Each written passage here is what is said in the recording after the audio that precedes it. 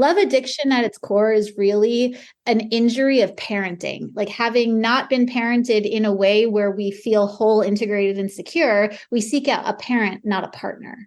And so it's not really love addiction. It's more like suboptimal parent seeking. You're listening to Make Some Noise podcast, episode number 556 with guest Britt Frank.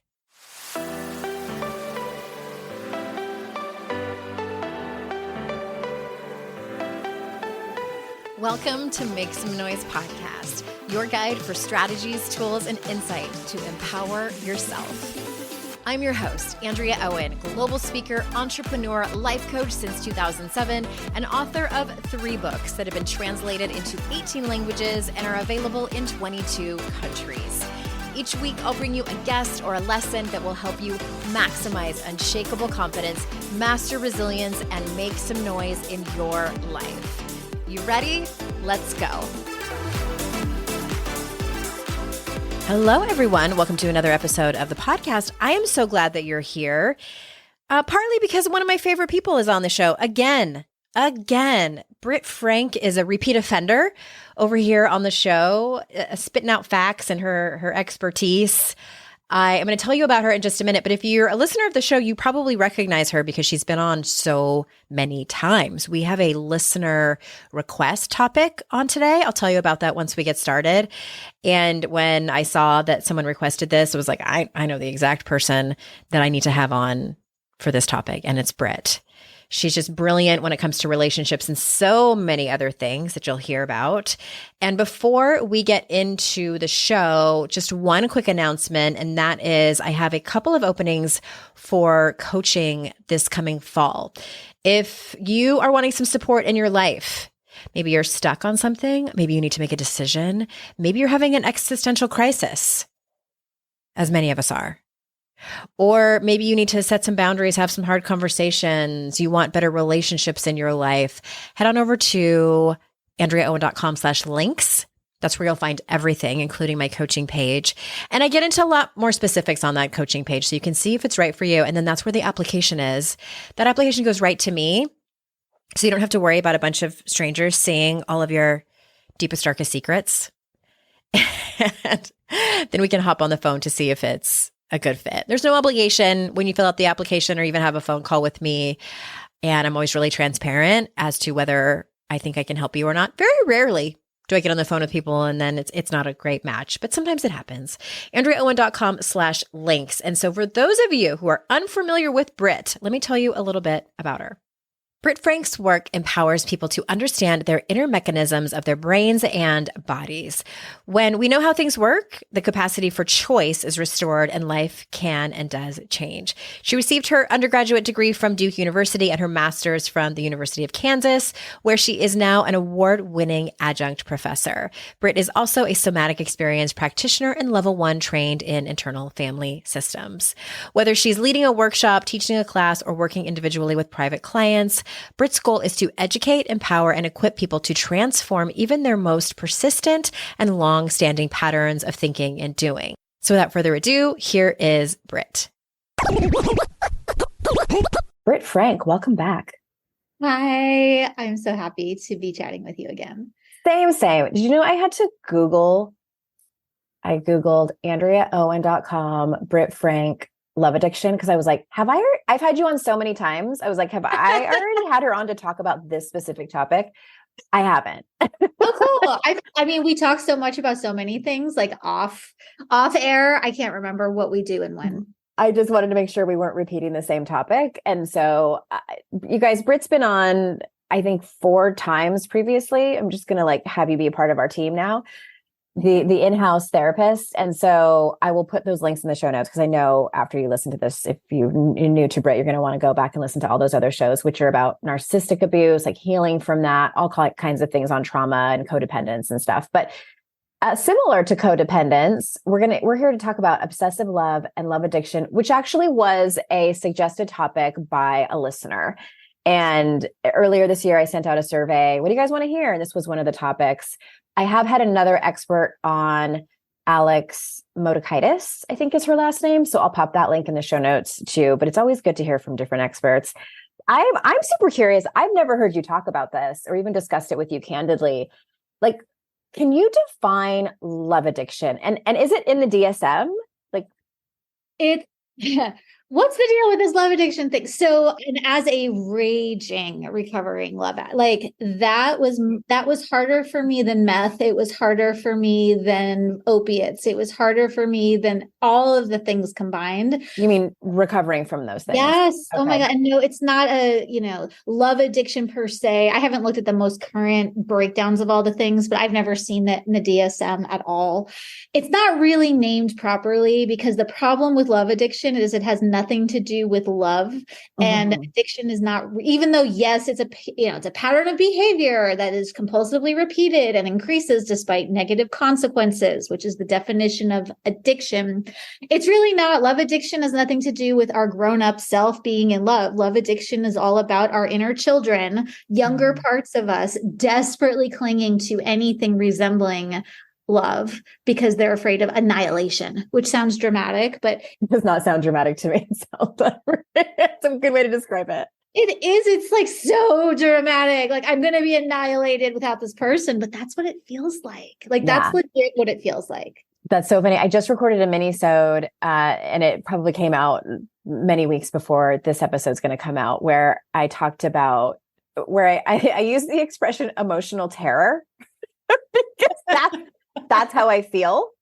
And I don't know if what I feel is a normal level of emotions, but it feels like emotional terror sometimes. And that is directly related to what the symptoms that when I have felt like, quote unquote, love addicted or in that place.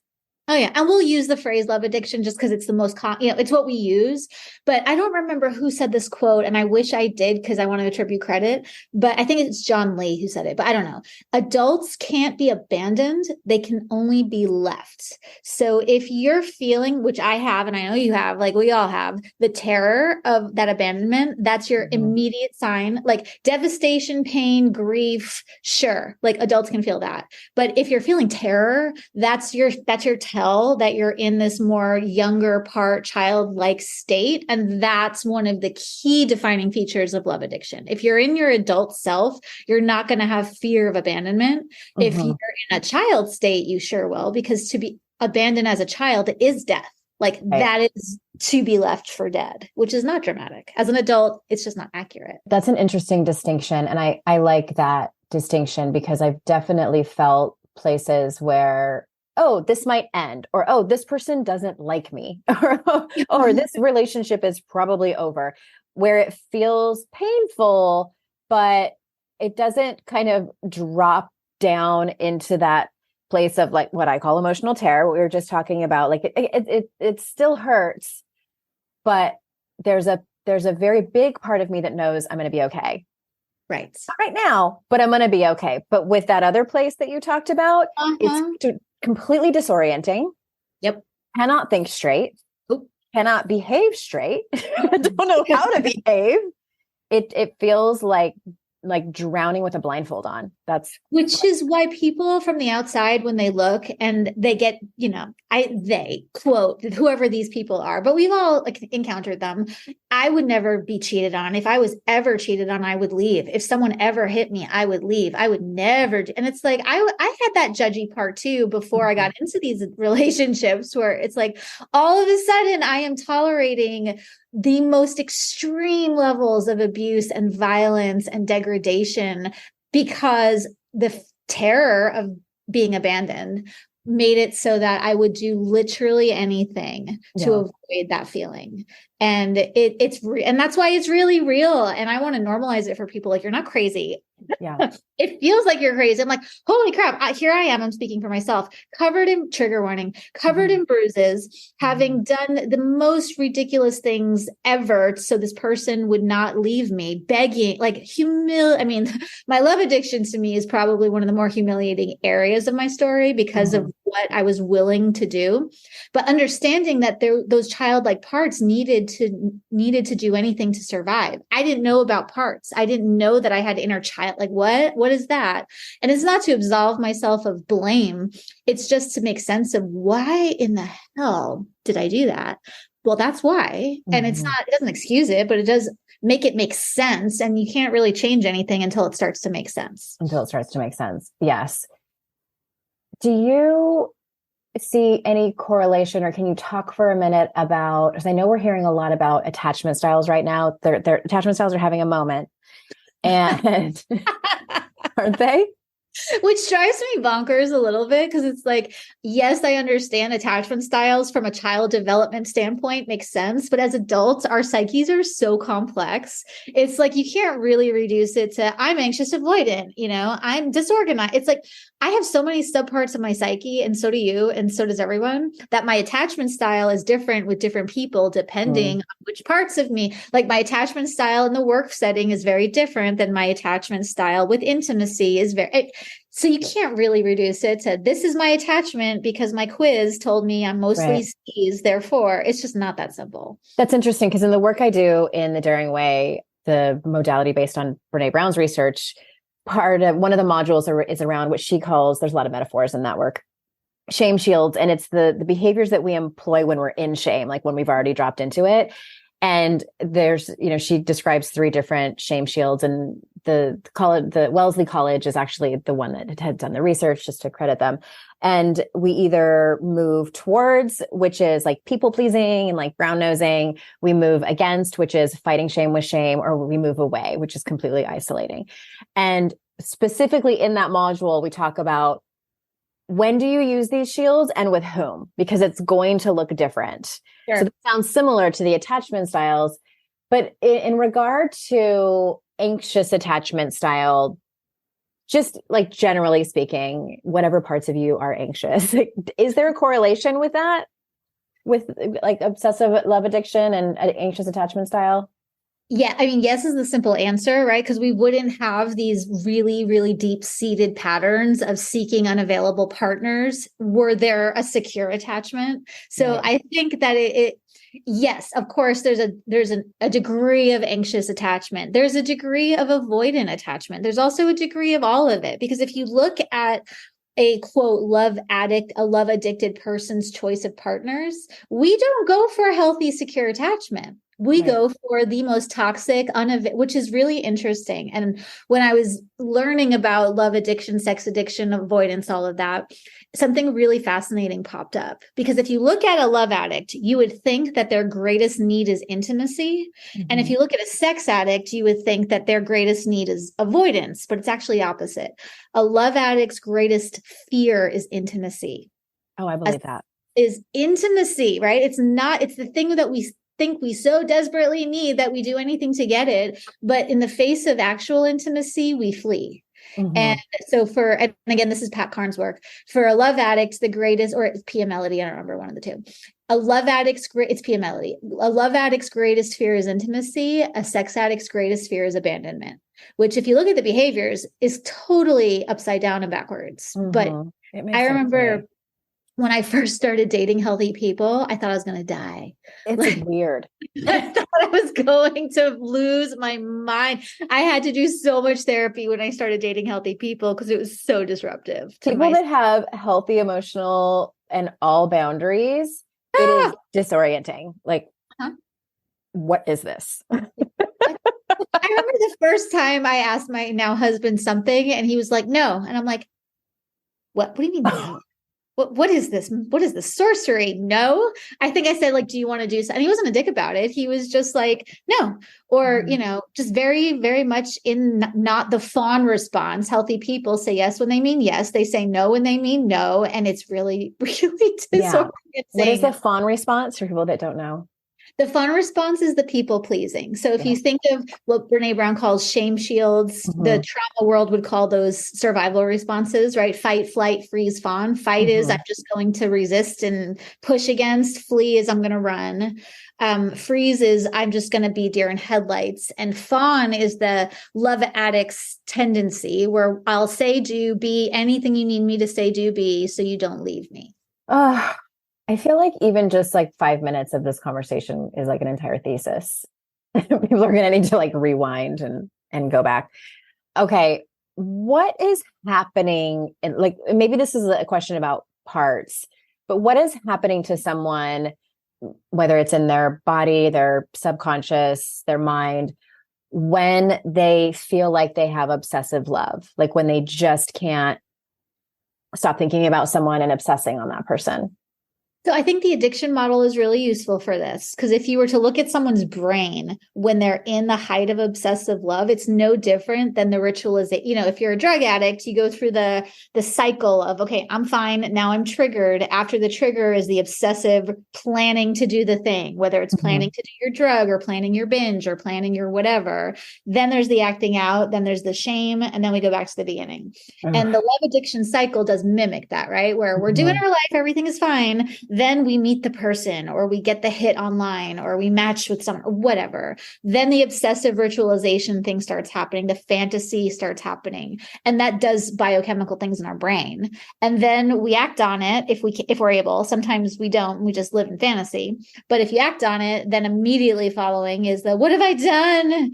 And then eventually that calms down, and then we repeat. And we continue to repeat until, something new happens. But the obsessive love is really a very addictive, ritualizing fantasy level of that cycle. And it's often we know we're in it. It's like, I'm doing the thing again. I'm obsessing again. I'm doing it. Nevertheless, it feels like a part of us is taken over. And the thing we want to do, we don't. And the things we don't want to do, we're doing. And we're getting in the car at midnight, driving to that very bad person's place, and off to the races we go. Yes, I've definitely been in that place. And I for sure want to get into the solution of it, but I do want to spend a little bit more time here. We need to take a break, and we will be right back. And I'm going to ask you about I read like these 10 steps of if you're a love addict or not. And I want to ask you about them. So we'll be right back. Shopify's already taken the cash register online, helping millions sell billions around the world. But did you know that Shopify can do the same thing at your retail store? Give your point of sale system a serious upgrade with Shopify. With Shopify, you get a powerhouse selling partner that effortlessly unites your in-person and online sales into one source of truth. Track every sale across your business in one place and know exactly what's in stock. Connect with customers inline and online. Shopify helps you drive store traffic with plug-and-play tools built for marketing campaigns from TikTok to Instagram and beyond. Get hardware that fits your business. Take payments by smartphone, transform your tablet into a point of sale system, or use Shopify's POS Go mobile device for a battle-tested solution. Sign up for a $1 per month trial period at shopify.com/noise, all lowercase. Go to shopify.com/noise to take your retail business to the next level today. Shopify.com/noise. Today's podcast is sponsored by MIDI Health. Ladies, are you over 40 like me and dealing with hot flashes, insomnia, brain fog, moodiness, some vaginal dryness, or weight gain? Don't just accept it as part of aging. These symptoms are often linked to hormonal changes during perimenopause and menopause. At MIDI Health, they get it. Their experts know what you're going through and how to help. MIDI clinicians are menopause specialists offering safe, effective, FDA-approved solutions. And guess what? MIDI care is covered by insurance. So stop pushing through it alone. Schedule a virtual visit and dive deep into your unique symptoms and health background. You'll walk away feeling heard and with a plan to start feeling better. Visit MIDI Health today and reclaim your well-being. You deserve to feel great. Book your virtual visit today at joinmidi.com. That's joinmidi.com. joinmidi.com.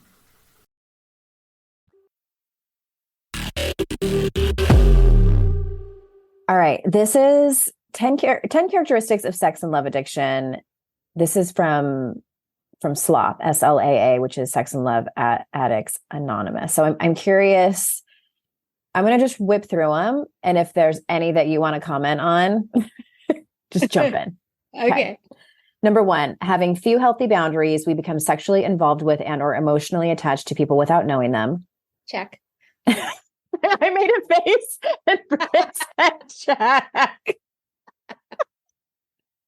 My face was like, check. Yeah. Okay, number 2, feeling abandonment and loneliness. We stay in and return to painful, destructive relationships, concealing our dependency needs from ourselves and others, growing more isolated and alienated from friends and loved ones, ourselves and God. Oh, Mm-hmm. okay. Feeling emotional and or sexual deprivation, we compulsively pursue and involve ourselves in one relationship after another, sometimes having more than one sexual or emotional liaison at a time. We confuse love with neediness, physical and sexual attraction, pity and or the need to rescue or be rescued. Oh, don't get personal. We feel empty and incomplete when we are alone. Even though we fear intimacy and commitment, we continually search for relationships and sexual contacts. That kind of sounds like what you were saying before the break. Okay. Number 6, we sexualize stress. We sexualize stress, guilt, loneliness, anger, shame, fear, and envy. We use sex or emotional dependence as substitutes for nurturing care and support. We use sex and emotional involvement to manipulate and control others. I'm going to pause on that one because it's true. But I loved being I'm going to clutch at my pearls and shock at that. I remember learning because I worked the SLAA program. And I'm like, how dare you say that I'm manipulating other people? I don't manipulate other people. I'm the needy when I am the professional victim here. Like, oh my God, when I realized that is actually a very intense form of manipulation. One, it's like a trailhead to the shadowiest, like ickiest places in the psyche. But there's so I just want to normalize if this is you, like it's not shaming, you're a manipulator, therefore you should feel bad kind of thing. It's like, my God, parts of me are manipulators. And when I'm going super deep into shadow zone here, but when you can identify with the parts, I'll use myself. When I learned to identify with the parts of myself that manipulated to get their needs met, I was no longer a match for other people who did the same. So my thing was, I'm such a good person. Why am I always picking these horrible people? My picker must be broken. Like, I'm just so here to be loved and I'm picking these toxic people. It's like, oh, wait. There are parts in me that resonate with those parts. And again, I'm not saying that anyone deserves abuse. I didn't deserve what I got, but there is a resonance between people of like levels of, I don't want to say brokenness because I don't believe people are broken, but like levels of injury, water seeks its own level is something they say in that world, that you'll often seek someone who is at the same level of trauma or injury as you. And when I learned to identify with my own manipulative parts, suddenly I no longer needed to project them out into other people. It's like, no, I own all my shadow parts. Therefore, I don't need to manifest them in a partner. I own all my shadow parts, therefore I don't need to manifest them in a partner. I'm going to rephrase that because I'm not saying you manifested your abuse or your perpetrators. And another way of saying that is when I can own all of the parts of myself, I no longer need to project them and see them in the other as another. It's like, I'm a human. So are you. We all come with a full set of parts. Doesn't mean we all act the same. It doesn't mean we all do the same things, but it does mean we all have parts that manipulate. We all have parts that think, quote, bad thoughts. We all have parts that go to any lengths to get needs met. And so again, it's not a comparison. It's just a recognition of if I can own my manipulative parts, I can learn to parent them. Love addiction at its core is really an injury of parenting, like having not been parented in a way where we feel whole, integrated, and secure. We seek out a parent, not a partner. Yeah. And so it's not really love addiction. It's more like suboptimal parent seeking. Yeah. I'm going to get back to this list in a minute, but that made me think of one question for you. Like, is there anyone who's been parented and can grow up to feel, what did you say, secure? Like, have you met anyone? I mean, you're a therapist, so probably not. Like, have you heard of these unicorns? It's not my target audience. I've met a few people who, I mean, all people are people, right? Everyone humans in a not ideal way all the time. But I have met a few people who generally like themselves, who like will drink a beer and then be done, who will eat a meal and then not need to count all the calories and burn it off, who sleep when they're tired. It's utterly bizarre to me. And I want to like study them under a microscope. Yeah. I'm like, oh, this is what it looks like. I wonder if it's a combination of they've been parented by secure people who've done the work, and then they have also done the work. Because I've always said, as a parent myself, no matter how hard we try to be a great parent, our children are going to experience things through different lens than we hope that they would or that we intend. So they are going to end up in therapy talking about me, like my children, no doubt. That's especially why they're like 16 and almost 14. Like there's already stuff. But yeah, I've definitely been the manipulator. And in years past and have done it even more recently, but I notice it very quickly when I'm doing it, and it feels gross, even though I might like continue doing it for a little bit, but then I'm like, I need to stop doing this. It feels really uncomfortable. Yeah, which is, again, though, awareness without shame creates change. And a love addiction won't heal simultaneously when you're in a shame spiral. So Right. It's like, oh, wow, I'm going into my seductress, or wow, I'm going to morph myself into whatever I think this person needs to be. But like when you come into conscious awareness of that, then you can start to make choices. And no addiction heals in the absence of conscious choices. So we have to be able to just sort of grit our teeth, hold our nose, and be like, yep, that's me. That's a part of me. That part, and Dick Schwartz, the IFS creator, he says there are no bad parts. There are bad behaviors, but none of our parts are bad. If we can understand what's making them tick, then we can help them find better ways to get those needs met. Okay. I love that. All right. Number 8, we become immobilized or seriously distracted by romantic or sexual obsessions or fantasies. Immobilized. That's a great word. Yeah. That checks out. Just stuck. Yep. Number 9, we avoid responsibility for ourselves by attaching ourselves to people who are emotionally unavailable. Check. 10, we stay enslaved to emotional dependency, romantic intrigue, or compulsive sexual activities. To avoid feeling vulnerable, this is number 11, to avoid feeling vulnerable, we may retreat from all intimate involvement, mistaking sexual and emotional anorexia for recovery. Mm-hmm. So does that mean like, just like, I'm going to be celibate, like I'm not dating anyone, and thinking that's like, by avoiding that vulnerability, we think like that's recovery?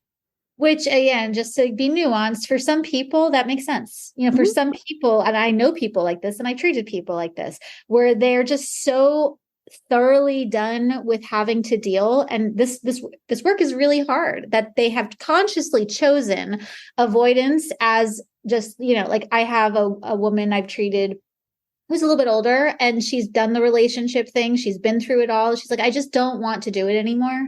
And is she avoiding? Technically, that's avoidance, but it's also a fully reasonable and totally honorable choice. If you really don't want to do it, you don't have to. There's nothing that says real recovery means you need to be in relationships. If it's now, that's different if you're saying I'm done, but secretly you want to still do it. But if you're done and you just don't want to deal with sex or love or intimacy, like you don't have to. Yeah. I also think that's, something to say about like, no one can really tell you how your recovery is going to look. Mm-hmm. Like, as long as you are being truthful and honest with yourself, that's why I got "To Thine Own Self Be True" tattooed on my foot.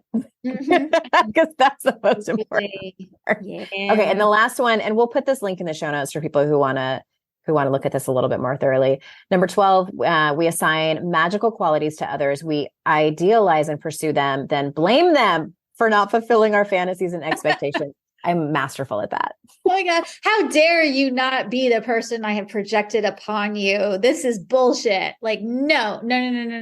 But that goes back to outsourcing, right? We not only outsource our shadow parts, right? But we also outsource our magic. So if you think that you are not powerful or not creative, you're going to find a partner who is, and then attribute these magical qualities to them.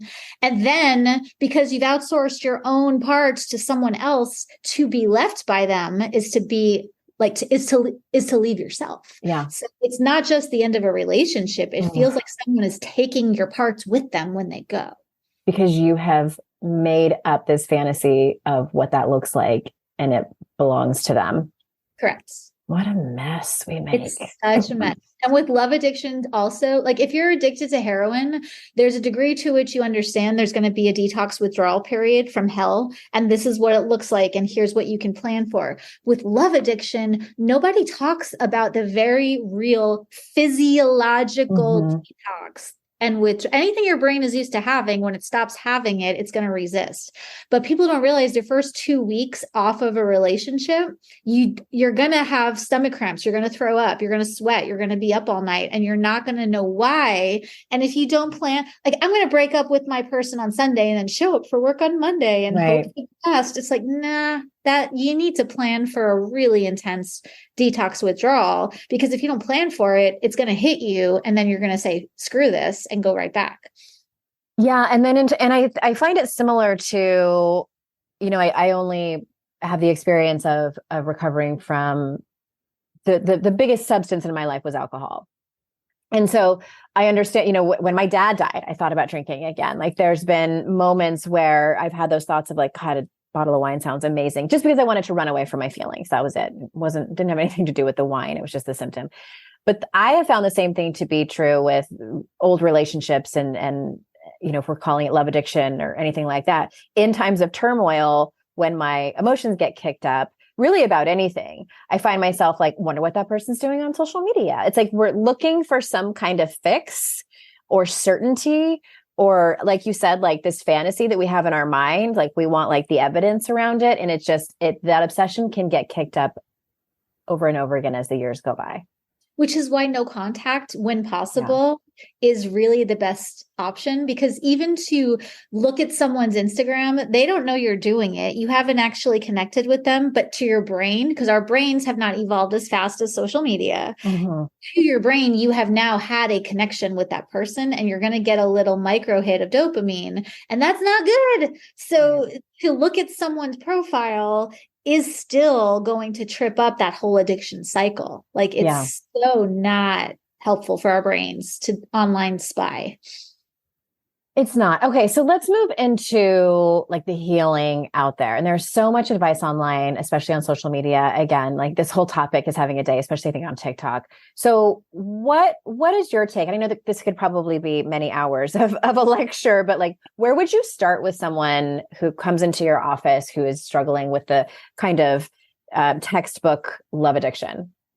So, and this is tricky and it's controversial, and my way is not the only way. This is just how I approach it. How would you approach a client who came in drunk? And I've had that happen. I've had clients come in drunk and high. There's not a lot of healing that you can get to when someone is drunk. Now, can you do some things? Sure. Like we can do some strategies. We can do some cognitive stuff. We can do some parts work to a degree. But if someone is chemically altered in the therapy room, that does make it really difficult to get to root cause resolution. And with love addiction, people don't realize that you're essentially coming in high. And so that does create a barrier to a lot of the healing work. So the first order of business with any chemical addiction is you have to quit before we can heal. So the first order of business is not heal, it's detox and withdraw.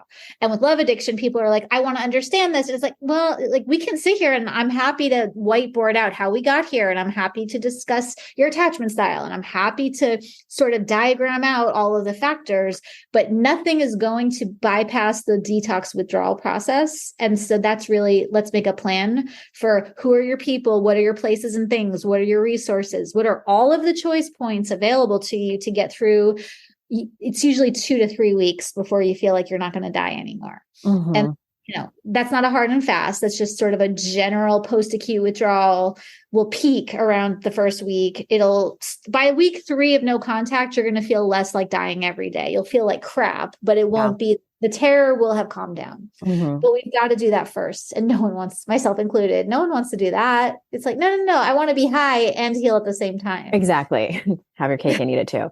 Okay, we're gonna take one more break, and when we come back, I want to talk about that a little bit more, and then I want to ask you about reparenting. You know, when you're listening to a song on the radio and you get the profound feeling that the song playing was written about you? Now imagine having the power to gift that same incredible feeling to someone you love with an original song from Songfinch that actually is written just for them.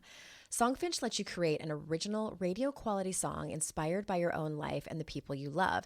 It's completely unique, personal, and lasts forever. Whether your song is for Father's Day, an upcoming graduation, wedding, or anniversary, or even just a gift to show your loved one how much you care, start your song now to lock in one of Songfinch's top artists. I gifted Songfinch to myself, a song about my late father, and I'm so excited to play you a clip. Flipping through the slides of learning how to live and how to love, and coming undone a father daughters without, so she writes it down.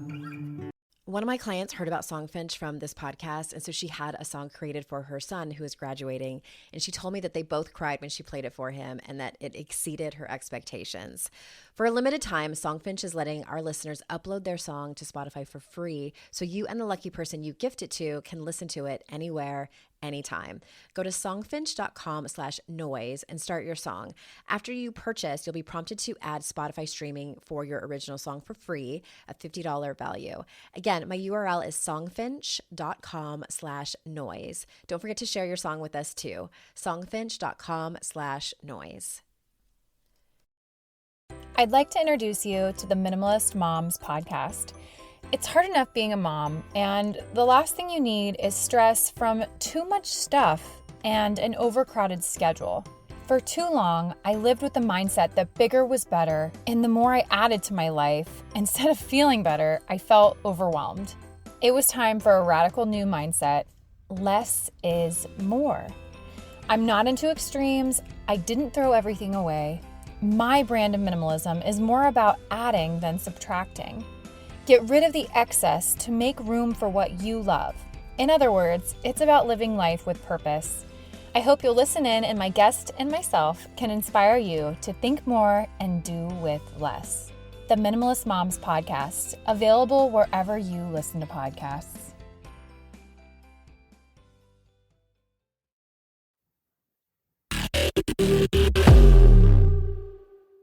So I'm clear on what you just talked about before the break. Someone can come in and talk about their behaviors in the past and sort of their patterns. And then you sort of talk about like, well, that sounds a little bit like love addiction, whether it is or whether it isn't, just those kind of patterns. And if they're not willing to like go no contact with the person that they're obsessing on at the moment or whatever it is. So that's just more of just like kind of an unpacking of patterns and behaviors and things like that. Right. So if someone, when they do decide, okay, I'm done, I'm going to go no contact, I really want to heal myself so that I can hopefully make better choices and have better boundaries. What is the process that you might take them through? And then I'll ask you about reparenting later, because I want to make sure we talk about that. I don't know if that's two separate conversations. No, I mean, and again, it depends on what kind of therapy we're doing, right? Like doing a parts work, IFS, internal family systems approach is going to look a lot different than doing a DBT approach, which DBT is more skills based. Like if you feel this, do this.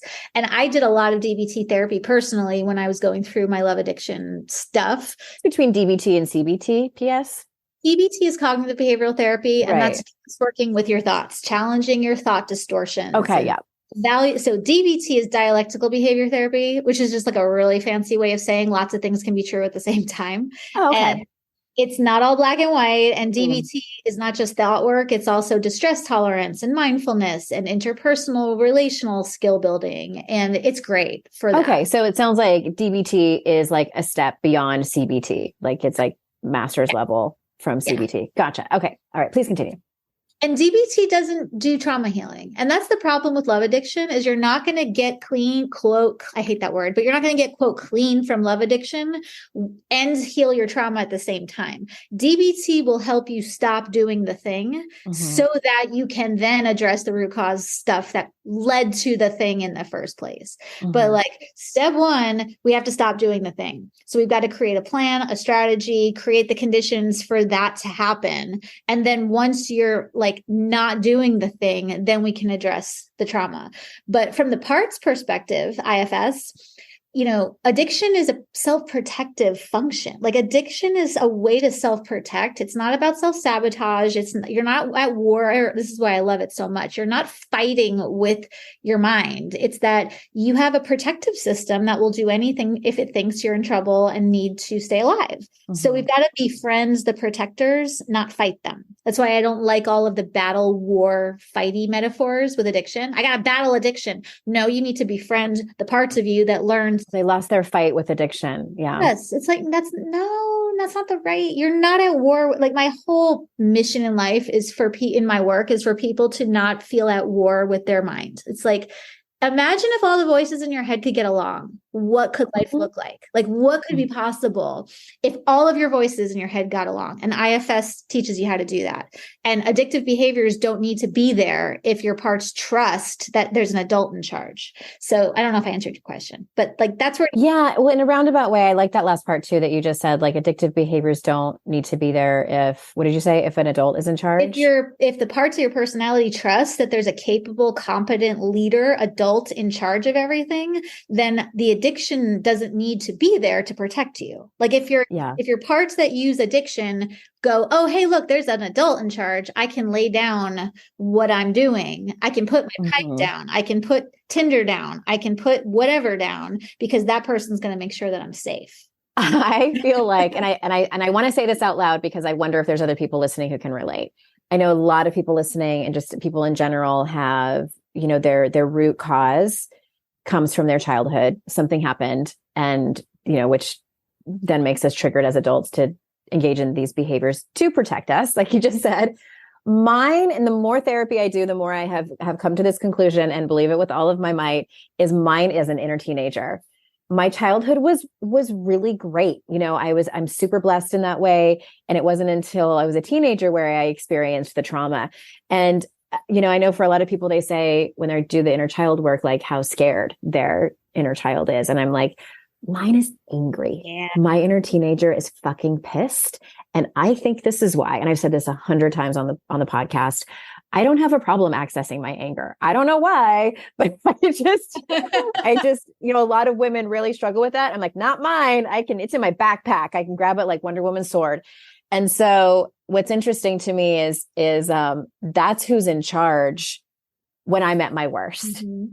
And it doesn't always come out as anger. It can come out in manipulation. It can come out but it's fascinating. And again, I say that maybe somebody's having an aha moment over there. Maybe you have a combination of hurt inner child and angry teenager, or opposite, whatever. But I just think it was worth being said. So the last thing I want to ask you before we have to go is about reparenting and what you just said, having the adult in charge.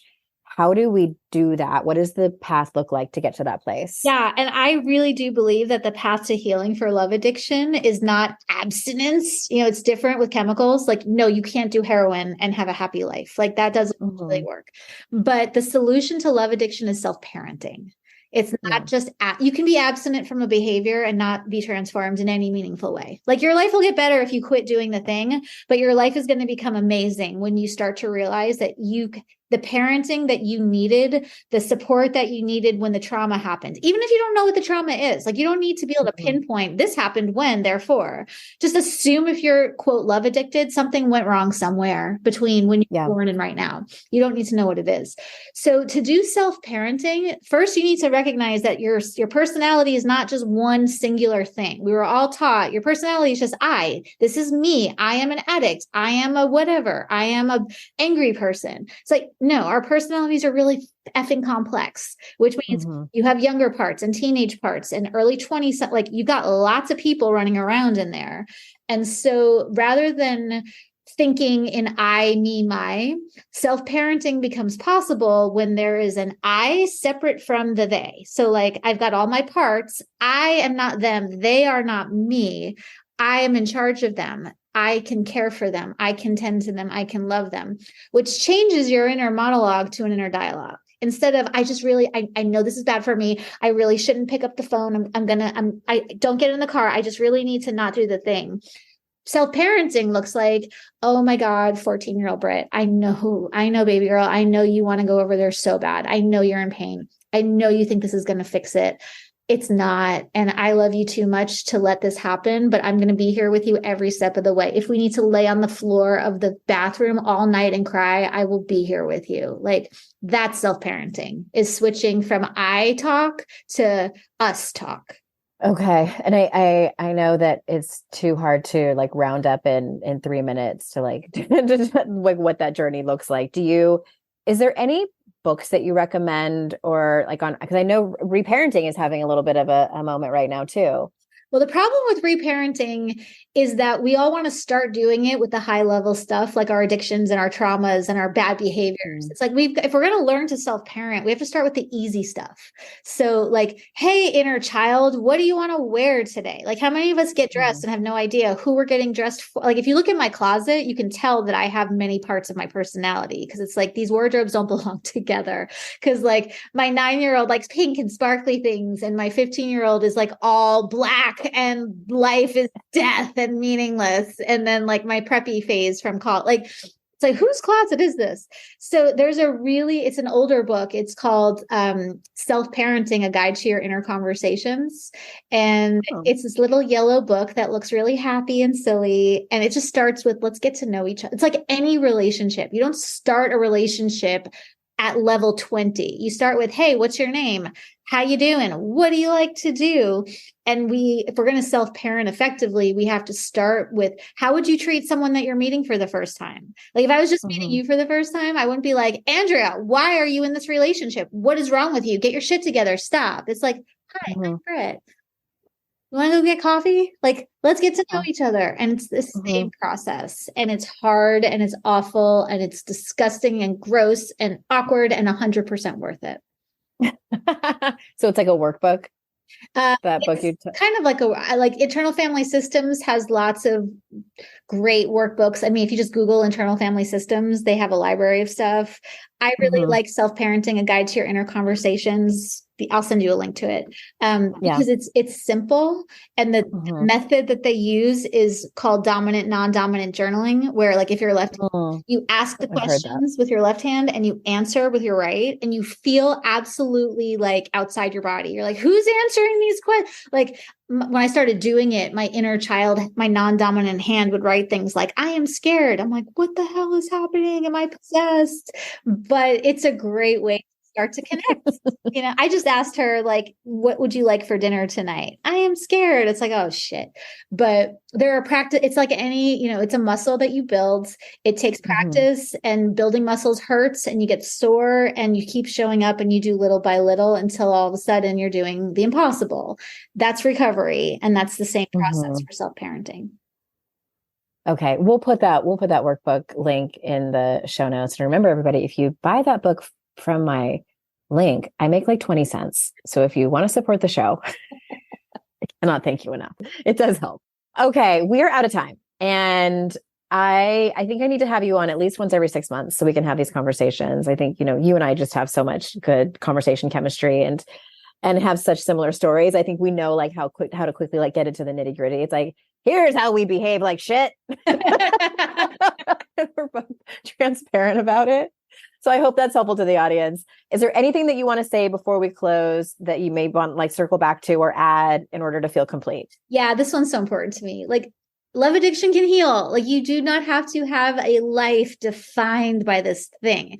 I'm not cured. Like, it's still there, but like, I don't wake up all day, every day feeling like I'm getting my ass handed to me by life. Like, you can create the capacity to make choices. And it's awful and gross and terrible and totally worth it. But like, this thing does and can get better.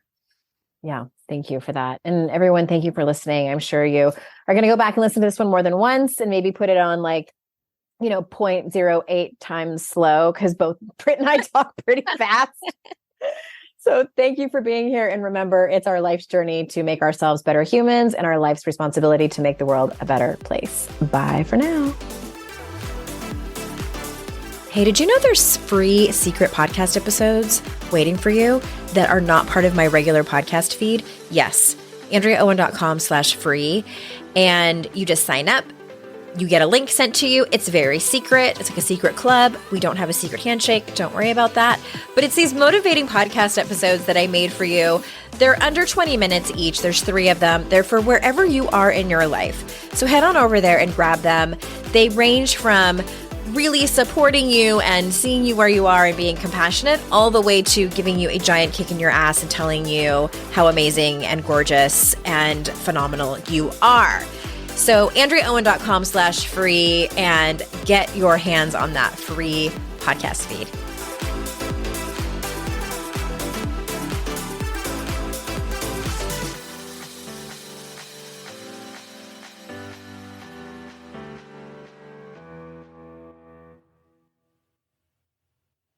Hey there, I'm Debbie Reber, the founder of Tilt Parenting and the author of the book Differently Wired. The mission of Tilt is to change the way neurodivergence, whether that's having a learning disability, having ADHD, being gifted, autistic, or some combination of all of the above, is perceived and experienced so differently wired kids and the parents like us raising them can truly thrive. On the Tilt Parenting podcast, I get to talk with authors, therapists, educators, and parenting experts who are committed to this mission. I ask the questions my listeners are most curious about when it comes to supporting our kids. And in turn, my guests share strategies for challenges, out-of-the-box ideas for navigating school, best practices for therapies, tips for advocating, and so many thoughtful insights on what it really takes to help our kids grow up feeling seen and respected so they can create awesome lives for themselves. I know that raising a differently wired kid can feel overwhelming and isolating, but I promise you, you are not alone, and it can feel so much better. If you're on this parenting journey, come listen to Tilt Parenting. Together, we can shift this paradigm and show up for our exceptional kids with hope, possibility, and joy.